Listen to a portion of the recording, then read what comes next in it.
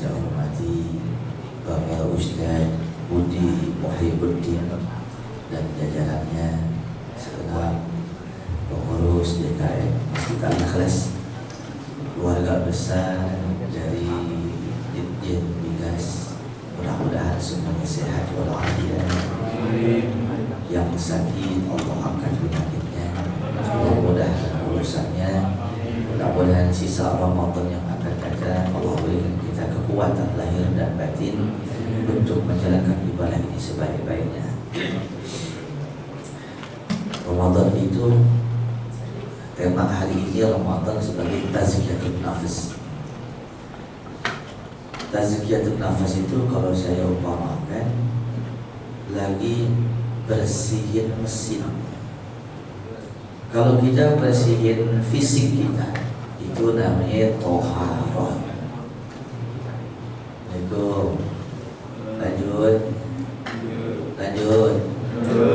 Setahu saya nih Pak ya, kalau ngaji nyender di tembok setengah pahalnya.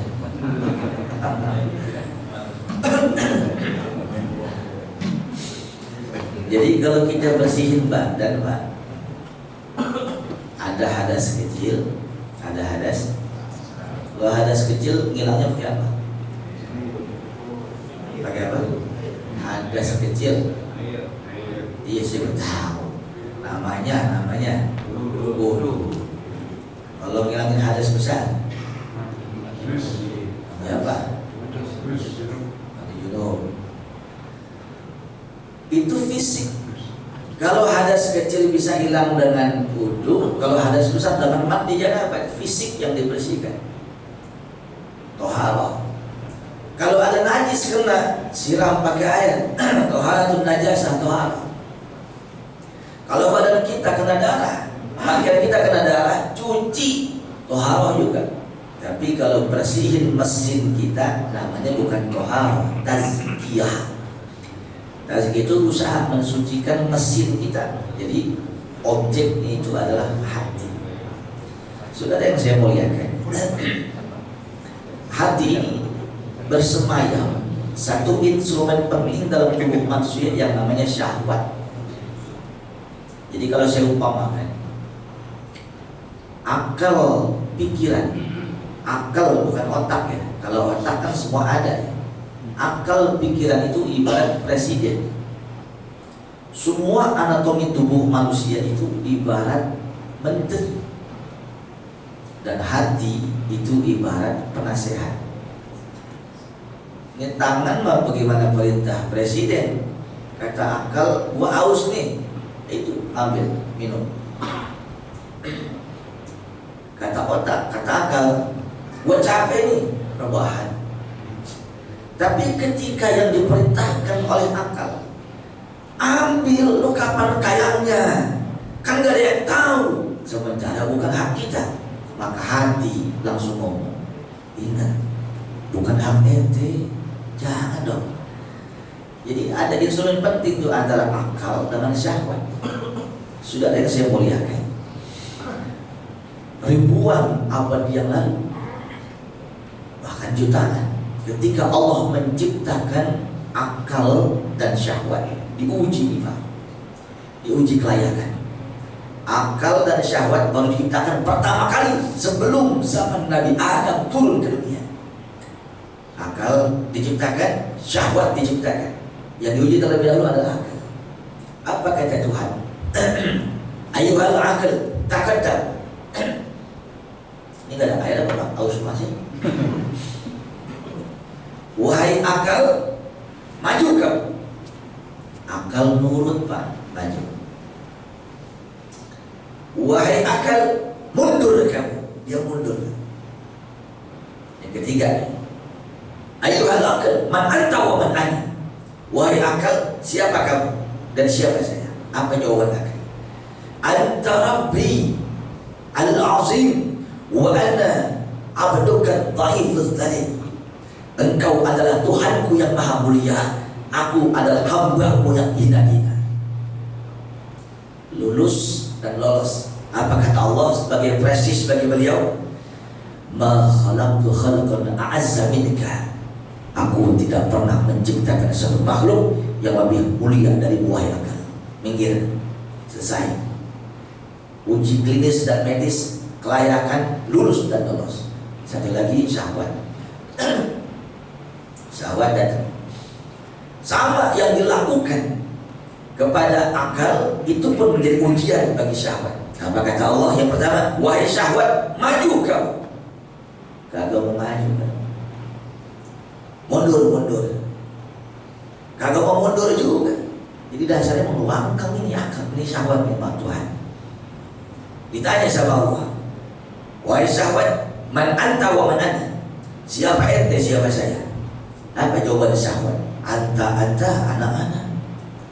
Ente, anak-anak. Lu, gua. Murka Allah. Maka semenjak saat itu syahwat, malaikat rendam syahwat ini di neraka selama 100 tahun. Kullama nafiyat juluduhum badalnahum juludan ghairaha. Yang ini saya sampaikan minggu lalu di TV One, saudara, biar kita ngerti ini. Jangan kita obral syahwat kita. Apa artinya kalau kita puasa obral syahwat? Gak ada artinya, saudara. Banyak orang masuk neraka tapi ibadahnya hebat. Nih baik-baik. Allah murka, Allah perintahkan seluruh malaikat itu syahwat renggam di neraka 100 tahun. Dihancurin, diseset, disodok, dibelah, dibakar 100 tahun sudah. 100 tahun selesai, keluar. Ini syahwat. Alumnus pertama Darul Jahannam. Dipikir kapok nih, digebukin di neraka. Ditanya yang kedua sama Allah, wahai syahwat, maju kamu. Masih kagak mau maju. Mundur kamu. Masih kagak mau mundur. Ditanya yang kedua, man anta wa man ana? Dipikir 100 tahun diazab, kapok kali sebagai pengakuan Tuhan adalah Tuhan. Kagak juga. Siapa anda, siapa saya? Kata Allah, saya, engkau. Ya Allah, ya Rabb. Allah murka, Allah perintahkan malaikat itu syahwat direndam lagi 200 tahun sudah. 2 kali berarti 200 tahun di neraka jahanam. Dihancurin lagi, dibakar, disodok, diseset, dibelah sudah. 200 tahun. Keluar, berarti bukan alumni, residivis. Keluar. Dipikir 2 tahun kapok nih syahwat. Ayo syahwat, maju. Kagak mau maju juga, Pak. Mundur. Kagak mau juga. Man anta wa man ana? Siapa anda? Siapa saja? Engkau, aku. Ternyata pilihan ketiga Allah putar, saudara. Hukuman ketiga, jangan rendam dia di neraka jahanam, jangan dibakar, tapi masukin finalil ju', ke neraka kelaparan. Masukkan satu tempat 100 tahun, jangan dibakar, jangan disiksa, tapi 100 tahun jangan dikasih makan, 100 tahun jangan dikasih minum, termasuk 100 tahun jangan dikasih kesempatan untuk update status. Ada nggak saudara? 100 tahun nggak dikasih makan, nggak dikasih minum, lapar kan? Ini korelasi nih dengan buaya. Bapak Ibu yang saya muliakan, 100 tahun masuk ke neraka kelaparan, keluar tuh dari sini. Ditanya nih Ustaz Muhyiddin, maju kamu syahwat? Baru maju, Pak. Syahwat maju sekalipun petantang-petantang dia maju juga akhirnya. Mundur kamu syahwat, mundur sudah. Sekarang aku tanya kepadamu, siapa anda, siapa saya? Engkau adalah Tuhanku, aku adalah hambamu. Sekalipun jawabnya nggak pakai etika. Kalau tadi kan beda tuh, si akal.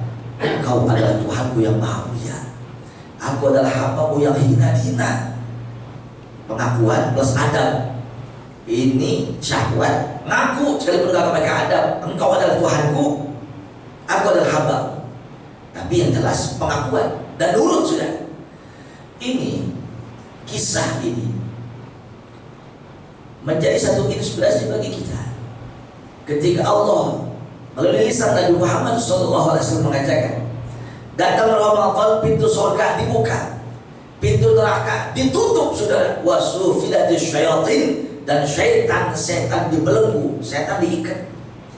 Tapi fakta empirisnya yang terjadi di tengah-tengah masyarakat, sholat si sholat, puasa si puasa, korupsi jalan terus. Sampai sholat Jumat, paling depan dekat khotib, pulang saudara khotib hilang sama dia. Ketangkap tuh maling ke, ini maling ketangkap nih, yang nyolong saudara khotib. Lu kenapa ngambil saudara khotib? Nyari berkah khotib Jumat. Jadi ini malingnya soleh, Pak. Nyari berkah khotib. Saudara yang saya muliakan, yang salah apa? Katanya setan dibelenggu. Kan dalam tubuh kita nih, Pak, ada dua sifat. Ada sifat malakiyah, sifat yang mendorong kita untuk berbuat baik, sifat malaikat nih. Yang kedua sifat syaitaniyah, sifat setan yang mendorong kita berbuat maksiat, itu sifat setan. Setan dibelenggu, kata Rasulullah. Kalau kebelenggu, kalau keikat, nggak bisa kemana-mana. Kalau guru saya ngomong begini, Al-Mafullah Mu'alim Syabihadani rahimahullah ta'ala, itu hadis begini maksudnya. Setan itu dibelenggu di bulan Ramadan, itu ibarat ada seekor anjing gila. Ini anjing gila nih di luar Ramadan lepas, semua orang digigitin, orang lewat dikejar. Ramadan tiba, itu anjing diikat. Kalau itu anjing diikat, komandan, oh dia pulang sih, biarnya dia. Saya mau nanya, Pak, ada anjing gila nih Pak nih, kagak diikat, kita lewat situ dikejar. Kita deketin situ dikejar, begitu Pak. Ramadan datang, tuh anjing diikat, kita lewat tempat dia aman kan? Bapak belum ngopi. Kalau di luar jangkauannya aman, tapi dalam jangkauan dia kayaknya ya aman. Ya jauh. Aman. Informasinya belum dekat. Aman benar. Dan selain ini anjing diikat Pak, kita lewat sini aman dong. Yang lain lewat aman dong. Udah diikat nih anjing aman, tapi ada orang Pak deketin tuh anjing, diledekin, oe, kegarot ya Pak. Itu yang tadi Bapak bilang, tergantung jaraknya. Udah diikat. Ini puasa ini menekan embrio kita untuk berbuat maksiat. Puasa ini menekan kita untuk potensi berbuat dosa. Tapi kalau masih diikuti aja, dia tetap kena. Itu maksudnya. Sudah yang saya muliakan, satu contoh salat. Inna sholata tanha 'anil fahsya wal munkar. Sesungguhnya salat mencegah perbuatan keji dan munkar. Salat mencegah perbuatan keji dan munkar. Ada seorang ayah di Jagakarsa, pulang sholat, kakaknya pulang sholat, sampai rumah 4 orang anaknya dibunuh awal 2024. Masih ingat itu? Masih ingat? KTP-nya Islam, kanan kiri masjid musola, ulama awet komplek di situ. Kenapa ada perbuatan iblis di dalam rumah itu? Oh, rupanya sholat sekedar lifestyle, seremonial harian, tapi nggak ngerti sholat mencegah perbuatan keji dan munkar. Itu tadi sholat kadang jidat itu hitam total 17,5, tapi adanya di lapak Cipinang. Kan aneh sudah. Salah sholatnya apa orangnya? Jadi salah sholatnya apa orangnya? Pasti, karena kita sepakat Al-Quran, Allah, Rasulullah benarnya itu mutlak. Berarti ketika yang disampaikan oleh Nabi Muhammad tidak sesuai dengan Nabi, bukan salah dari Nabi-nya, kita hanya mengamalkan. Mungkin sholatnya nggak pakai ilmu, mungkin sholatnya karena pengen diponten manusia, mungkin ibadahnya karena faktor riya, sum'ah dan sombong, atau mungkin ibadahnya ini perut terselip harta syubhat bahkan haram. Saudara yang saya muliakan, begini, saya mau kasih tahu ada seorang ulama besar. Ini bukan hadis, ini bukan Quran, tapi ini kisah hakikiyah, true story. Believe it or not, up to you. And you have to know our time in the world is too short. Do you understand? Nah, tidak ada artinya. Tahu artinya tahu? Artinya dilarang merokok.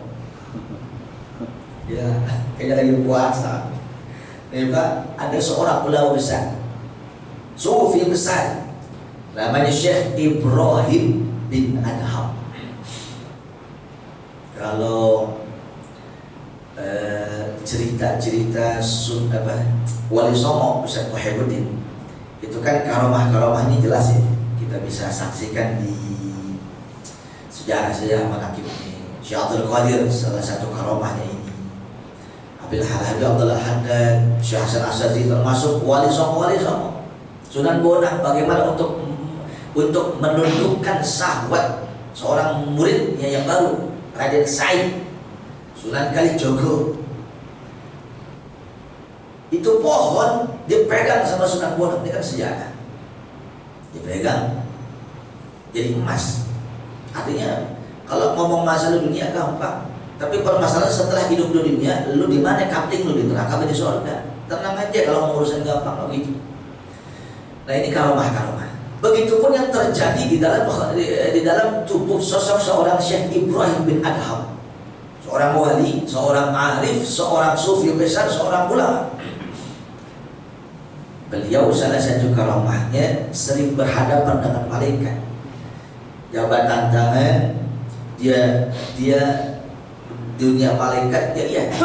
Dan lebih hebat lagi sudah. Tidak pernah Ibrahim bin Adham mengangkat tangan berdoa kecuali malaikat di atas kepalanya ribut. Kenapa ribut? Amazing, luar biasa. Ibrahim kabul lagi, angkat tangan luar biasa, dan Ibrahim kabul lagi. Setiap angkat tangan saudara, malaikat berisik, Ibrahim luar biasa, doanya selalu kabul Allah seperti kilat yang menyambar. Tuh Ibrahim bin Adham. Satu saat beliau pelesir pergi ke Palestina, Masjidil Aqsa. Dari Mekah ke Madinah itu kurang lebih sekitar 30 hari 30 malam naik onta. Di Mekah dia bawa bekal, dia beli korma untuk perjalanan ke Masjidil Aqsa. Tengah jalan capek dimakan tuh korma. Tengah jalan istirahat, sholat, dimakan tuh korma sampai ke Masjidil Aqsa. Pada jemaah yang dimuliakan Allah, sampai Masjidil Aqsa di mana tempat Rasulullah Kanjeng Nabi Muhammad sholat, beliau sholat di situ. Anehnya luar biasa. Di mihrab yang biasa Rasulullah gunakan untuk sholat, satu pun malaikat ketika Ibrahim bin Adham mengangkat tangan, satu pun malaikat tidak hadir. Di luar Masjidil Aqsa itu malaikat ribut, padahal tanah biasa sama kayak tanah kita, tanah Jakarta, bukan tanah mulia. Banyak malaikat takjub, malah di Masjid Aqsa kagak ada satu pun. Malaikat kemana? Boleh curiga, ada api. Malam kedua sudah, Ibrahim bin Adham mengangkat tangan lagi. Ya Allah, ya Allah, kaza wa kaza wa kaza, tolong ya Allah, gini. Satu pun malaikat Pak, gak ada yang hadir juga. Mungkin curiga, ya Allah, apa saya ada dosa? Dosa apa ini ya Allah? Malam ketiga, ya doa lagi saudara, sama persis seperti malam ke-1, ke-2, ke-3, tidak ada. Akhirnya nangis dia. Ya Allah, ya Allah, kalau memang aku ada dosa, tolong ya Allah informasikan kepada hamba agar hamba islah. Allah utus satu malaikat datang kepada Syekh Ibrahim bin Adham. Wahai Ibrahim, kata malaikat, kamu tahu kenapa kami bangsa malaikat jika malam kau berdoa di tempat yang mulia itu, satu pun di antara kami tidak bangga terhadap doamu? Kata malaikat, justru itu wahai malaikat, aku ingin tahu, pasti aku ada salah, benar kamu ada salah, tapi aku tidak menghina orang, aku tidak susah, aku tidak korupsi, aku tidak gibah, aku tidak berzina, aku tidak mabuk, aku tidak pernah mukul orang. Yang kau katakan benar wahai Ibrahim, tapi kau ingat Ketika di Mekah kau ingin datang ke kota Masjidil Aqsa Palestina ini, kau membeli sebegitu banyak korma. Malaikat, mohon maaf, itu uang-uang halal, uang saya dapat dari jerih payah sendiri, bukan itunya, bukan, kata malaikat. Kau ingat ketika tukang korma nakerin korma untuk dirimu, ada sebiji korma jatuh ke tanah, kau pikir jatuh ke tanah jadi sampah, kau ambil di bawah, kau makan tanpa izin yang punya korma. Itulah sebabnya doa-doamu Allah tangguhkan. Itu sebabnya doa-doamu Allah tidak kabulkan, karena makan sebiji korma jatuh ke bawah jadi sampah, kau tidak izin kepada yang punya. Apalagi kita model begini, sudah. Allah Akbar.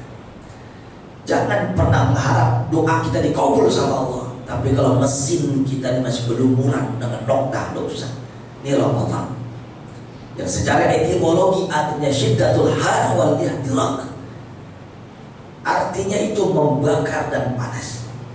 Jadi kalau Allah ciptakan media Ramadan untuk bakar dan panas, maka media yang akan dibakar oleh Ramadan ini apa? Tadi dosa-dosa kita. Kalau kita ada jerawat di sini kelihatan, kita bisa facial. Tubuh kita ini kotor, kita bersihin pakai air. Begitupun hadas kita harus besar, jelas tohara.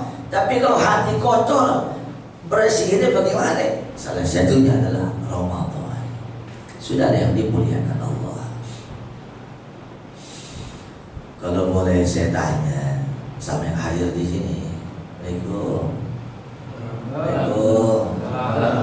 Sahur. Kalau saya boleh tanya nih Pak, yang hadir di sini nih, kita semua bakal mati nggak? Pejabat mati nggak? Orang banyak uang mati nggak? Orang banyak utang mati nggak? Itu mati banget itu Pak. Orang kaya mati nggak? Artis, ustaz, belakangan dong. Terus doain siapa? Mati juga, kan begitu. Nih kita mati sudah. Bukan matinya kita kayak kucing, bukan. Kucing mati, kuburin, kelar. Tikus mati, kelar. Kambing mati, kelar. Manusia mati, dulu. Manusia mati itu menuju pintu untuk masuk kehidupan yang maha abadi. Dua pilihan kita, surga atau neraka. Saya ingin berpesan sebagai saudara, kita harus hati-hati Pak. Nabi bilang, karena banyak orang yang puasa Ramadan kaplingnya bukan di surga, ada di neraka. Apa kata Rasul? Syaqiyya abdun man adraka Ramadan fansalakha fihi wa lam yughfar lahu. Ada manusia, kata Nabi Muhammad, Ramadannya gak pernah batal puasanya, tarawihnya gak pernah absen, sedekahnya luar biasa, hatam Quran berkali-kali, sujudnya luar biasa, sampai hambal masjid coak sama jidat dia saking banyak sujud. Dia pakai sorban sampai nyengser di aspal. Dia punya tasbih kalau kita biji 112.000 sudah. Setiap bulan umroh bisa jadi, setiap tahun pergi haji. Kamplingnya di neraka tuh orang banyak, katanya. Kok bisa begitu? Cuma lapar dan haus saja. Sebabnya adalah perutnya mampu menahan makan dan minum, tapi perutnya nggak mampu makan hasil korupsi, makan dagang ngurangin timbangan, ngurangin takaran. Mulutnya nahan makan dan minum 12 jam lebih, tapi mulutnya nggak nahan untuk gibah, ngomongin orang dan sebagainya. Ini buat apa sih? Orang Jawa adakah di sini? Banyak. Orang Sunda adakah di sini? Saya yakin Sumatera pun ada. Oh, biasa sebelum lebaran besok mudik, satu adat ketimuran, Ustaz Wahibuddin. Sebelum lebaran kan pada mudik pulang kampung. Kita ingin memberikan framing Pak, memberikan satu narasi ketika kita pulang kampung nih, kita orang sukses. Di tanah rantau kita orang sukses. Kan begitu wajar dong. Setiap mudik pulang kampung setiap tahun gonta ganti mobil, kan bisa jadi rental. Belakangan itu kan, kalau kata orang Betawi nggak apa-apa tekor, yang penting nyohor. Itu Betawi itu gede ombak lagunya. Saya belum tahu Pak. Setiap pulang kampung biar orang tahu kita orang sukses. Anak kecil dikasih salmon, orang tua disedekahin, mertua dicekelin, semua dikasih. Anak yatim disantunin, ibunya yatim. Lu kalau janda aja bangun dah. Emang gua ibunya yatim di samain lah ya. Bapak ibu yang saya muliakan perhatiin ya. Perhatiin Pak. Perhatiin Pak. Fans janda banyak ini. Ya, satu guru satu ilmu jangan. Perhatiin semuanya. Satu saat pulang kampung, satu saat mudik, boro-boro gonta ganti mobil, pulang kampungnya ngetuk apa ya? Jalan kaki. Udah jalan kaki bawa gembolan, kesana boro-boro nyawer, mutang minta. Malu nggak Pak? Semalu-malu model pulang kampung begitu masih bisa balik lagi di Jakarta. Tapi pulang kampung ke kuburan yang maha abadi, gak bawa bekal sholat, gak bawa bekal puasa. Padahal setiap tahun puasa kita hebat, katanya 0 besar sudah. Nih yang kita harus hati-hati. Kenapa bisa begitu? Saat rahmat Allah gak turun kepada kita. Saya mau kasih satu kisah nyata lagi. Kalau Bapak mau tahu di mana literasi ini, saya pernah ungkap ini saudara di depan Profesor Dr. Hartani Hasmi, dosen penguji ujian promosi doktor saya di Wuhan. Saya kasih literasi ini, bicara tepat sama beliau. Sebab ini nih yang menjadi kendala orang-orang tuh merasa ilmu dan ibadahnya itu dicakap, tapi gak ada kontenan, kan bahaya. Nih salah satu sebabnya. Allah gak kasih rahmat setelah itu. Berapa menit lagi bisa mau ikutin? Sampai jam berapa? Jam 3. Emang saya wayang boleh? 5 menit lagi. Masih satu? Masih kuat? Saya gak kuat Pak. Dari subuh udah acara ketiga ini. Ntar malam harus terbang di Johor Malaysia. Besok subuh harus di Pekanbaru kalau dia undang.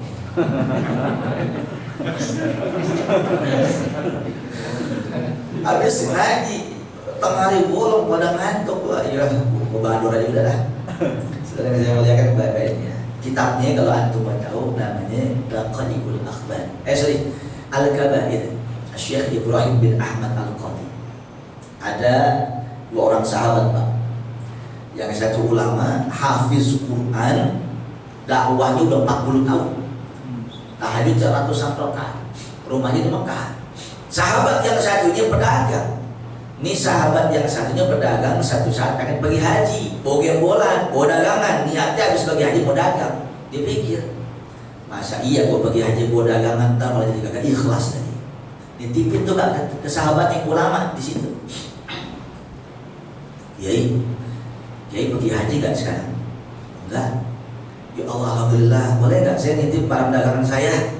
Ntar kelar haji saya ambil lagi, taruh sini aman barang dagangan. Udah sob, ya. Saudara yang saya muliakan, kelar pergi haji, tuh pedagang, tuh sahabatnya kan ngambil barang dagangannya. Sampai rumah sahabatnya, sampai rumah kiai, itu kiai udah meninggal seminggu yang lalu. Innalillahi wa inna ilaihi raji'un. Namanya mati nggak ada yang paham, random, ngacak sudah. Jadi masalah nih, yang jadi masalah itu barang dagang kemana? Ditanya bininya kagak tahu, anak-anaknya almarhum nggak tahu, dan tidak ada menurut curiga. Kalau istrinya korupsi, anak-anaknya ngentit barang kagak, karena emang mereka soleh dan soleha. Ya Allah, di mana barang dagangan saya? Akhirnya ada orang bijak datang. Pak, kalau boleh saya antar Bapak ke rumah guru kami. Siapa ya? Beliau ini guru besar di sini, ulama khas, ulama yang takut kepada Allah. Mungkin ada jalan keluar Pak. Oh baiklah, musyawarah sama ulama yang khasyatullah. Datang ke rumah kiai. Ini bukan ayat Quran, ini bukan hadis, tapi kisah nyata ya Pak. Kata Kiai begini, setelah saya sholat istikharah barusan, kalau memang almarhum itu ulama, sahabat, muwafat, husnul khotimah, ahli surga, nanti malam jam 12 tengah malam kamu datang ke sumur Zam-Zam ya. Ngapain Pak Kiai? Ketahuilah, Zam-Zam yang ada di Makkah itu sumbernya ada di surga. Air Zam-Zam yang ada di dunia itu adalah air mineral yang ada nanti di surga. Sebutkan salam sampai 3 kali maksimal. Ucapkan salam kalau memang almarhum itu orang soleh, pasti dia akan menjawab pertanyaan. 3 kali kau ucapkan salam. Seandainya tidak digubris, pergilah ke kota Yaman. Di Yaman ada sumur Barhut namanya. Sumur Barhut itu adalah cercah lembah neraka yang ada di dunia. Ucapkan salam, pasti ada di situ. Kalau nggak ada di Zam-Zam. Baik guru, terima kasih. Dilakukan nih Pak. Ambil sambil pulang gerendengan tuh dalam hati. Kayaknya gue nggak bakal kiamanin. Oh kiai, ulama, hafiz Quran, dakwahnya 40 tahun, pasti ada di Zam-Zam. Kan begitu sih, simpel Pak. Betul? Di pinggir sumur Zam-Zam saudara, yang dinasihatkan oleh kiai dilakukan oleh dia. Sebutin salam. Assalamualaikum kiai. Buatan ente lagi mancing kali di sorga. Gua gede dikit dah. Assalamualaikum kiai. Sarwa kene. Daya. Lagi kerokan kali tidak ada sorga ini mah. Gua kencengin sekali lagi Pak. Assalamualaikum kiai. Kagak ada juga. Ada. Pengen dilanjutkan salam yang keempat, dia ingat nasihat kiai, udah cukup 3. Kalau memang tidak ada, ke Yaman, cari sumur Barhut, pasti ada di situ. Udah ke Yaman sudah. Tengah jalan berenangan, apa iya tuh kiai di jahanam? Apa itu kayak di situ? Kagak mungkin, tapi dilaksanakan juga. Pas di 12 malam sudah. Diucapkan salam di sumur Barhut.